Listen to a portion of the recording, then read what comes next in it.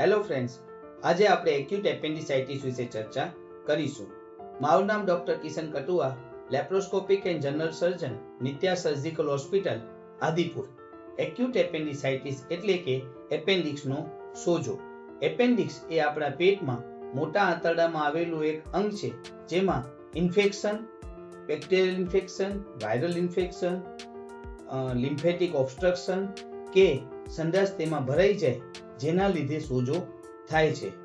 જો આવા સોજો હોય તો તેના લક્ષણોમાં મુખ્યત્વે પેટના જમણી બાજુ દુખાવો, તાવ આવી જવું, ઉલટી થવી, ઝાડા થવા, કોન્સ્ટિપેશન થવું, ચાલવામાં તકલીફ થવી.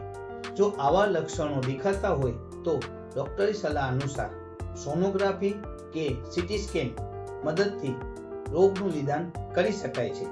જો એક્યુટ એપેન્ડિસાઇટિસ હોય તો તેના સારવારના ઉપચારોમાં મુખ્યત્વે ઓપરેશન હોય છે, જેમાં ઓપરેશન લેપ્રોસ્કોપી ટેકનિકથી કે ઓપન ટેકનિકથી કરી શકાય છે અને કેટલાક વિશેષ સંજોગોમાં દવા, ગોળી, ઇન્જેક્શન વડે પણ ઈલાજ કરી શકાય છે. જો સમયસર એપેન્ડિસાઇટિસનો ઈલાજ કરવામાં ના આવે તો એ એપેન્ડિક્સ ફાટી શકે છે, રસી અને સંડાસ આખા આંતરડામાં ફેલાઈ શકે છે.